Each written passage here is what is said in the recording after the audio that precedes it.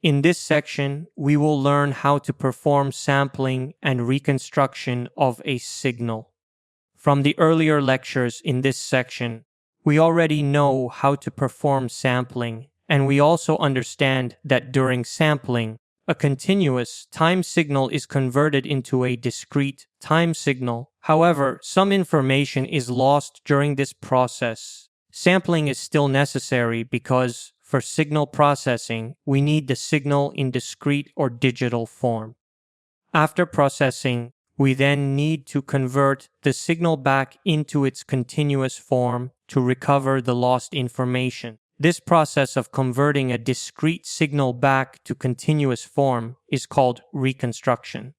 So in this lecture, we will learn how to perform both sampling and reconstruction of a signal so that we can recover as much of the original information as possible. We know that a continuous time signal is denoted by x of t, and when it is converted into a discrete time signal, we replace t with n times t, where t is the sampling interval and n is the discrete index. Thus, the discrete signal is written as x of n times t.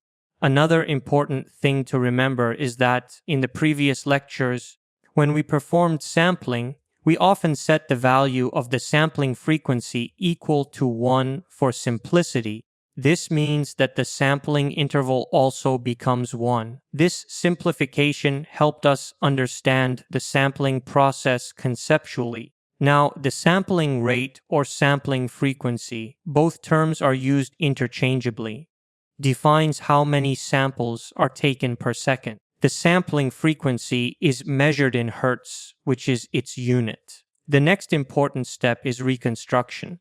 Previously, we only performed sampling to understand how to convert a continuous signal into discrete form.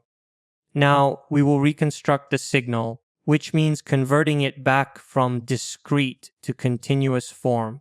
But before reconstruction, an important question arises. Can we still assume the sampling frequency to be 1 Hz? This is a crucial point. If we want to reconstruct the signal accurately and recover all the lost information, we cannot simply set the sampling frequency to 1 Hz arbitrarily. To reconstruct the signal properly, we must follow the Nyquist Sampling Theorem. According to the Nyquist Sampling Theorem, the sampling frequency should be greater than or equal to twice the maximum frequency of the signal being sampled. Every continuous signal has some maximum frequency component, which we denote as f maximum. For example, if a signal contains 2 frequency components, one of 10 Hz and another of 20 Hz, then the maximum frequency of the signal is 20 Hz. If the signal contains only one frequency, then that frequency itself is the maximum frequency. Therefore, before performing sampling, when we have a continuous time signal and we know its maximum frequency, we must choose a sampling frequency that is at least 2 times the maximum frequency of the signal. For instance, if the maximum frequency is 10 Hz, then according to the Nyquist Sampling Theorem, the sampling frequency should be at least 20 Hz. If we do not follow the Nyquist criterion while sampling, we will not be able to reconstruct the original signal correctly. The reconstruction process is extremely important because it allows us to recover the original continuous waveform from its discrete samples. In other words, reconstruction acts as a digital to analog conversion process. From our earlier lectures in this section, we learned that a basic signal processing system takes an analog signal as input, converts it into a discrete or digital signal for processing, and then converts it back into analog form. During this transformation, some information is naturally lost, but with proper reconstruction, using the Nyquist Sampling Theorem, we can recover the original signal as accurately as possible. In this lecture, we are reconstructing a signal, and for this purpose, we must strictly follow the Nyquist Sampling Theorem. let's understand this theorem with an example.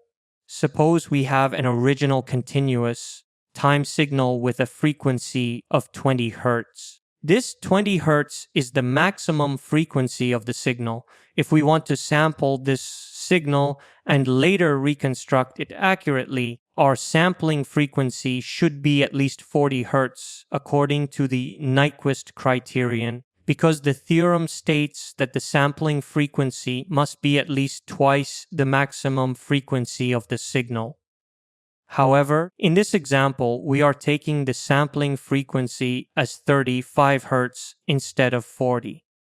Now, this is what happens. The first figure shows our continuous signal, and when we perform sampling at 35 Hz, we obtain discrete sample points at regular intervals. These sample points represent the values of the signal at those specific time instants.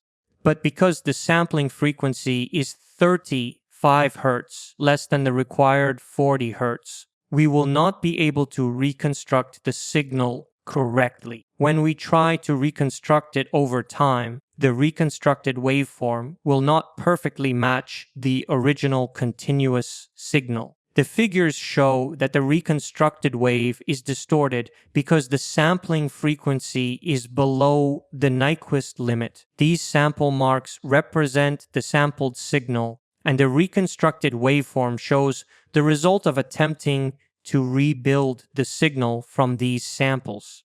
The key observation here is that when the sampling frequency is less than the Nyquist criterion, accurate reconstruction is not possible. Now, in the next case, we increase the sampling frequency to 50 Hz, which follows the Nyquist theorem because 50 Hz is greater than twice the maximum signal frequency of 20 Hz. The samples taken at 50 Hz are denser, and we can see this in the sampling marks. When we reconstruct the signal at this sampling rate, the resulting waveform looks much closer to the original signal. Although the reconstructed signal is still not a perfect match, it is noticeably smoother and more accurate than the previous reconstruction obtained at 35 Hz. By comparing these two cases, sampling at 35 Hz and at 50 Hz, we can clearly see that as we increase the sampling frequency,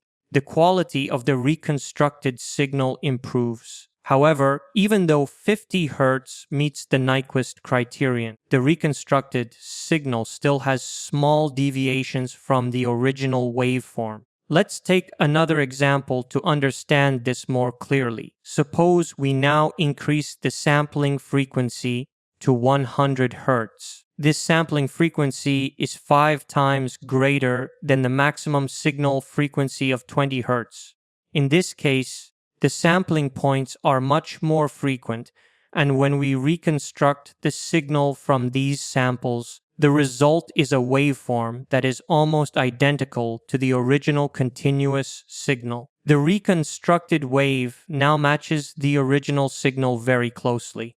This demonstrates that when our sampling frequency is at least 5 times greater than the maximum frequency of the signal, we can reconstruct the signal with excellent accuracy. Consider one more example. Suppose we have a composite sine wave consisting of two frequency components, one of 10 Hz and the other of 20 Hz. Since 20 Hz is the higher of the two, it becomes the maximum frequency of the signal. When we sample this composite sine wave at a frequency of 100 Hz, which is 5 times greater than the maximum frequency, we can again see that the reconstructed waveform closely matches the original signal. Therefore, from this lecture, we learn how to select the proper sampling frequency to ensure accurate reconstruction. If the sampling frequency is at least 5 times the maximum frequency of the signal,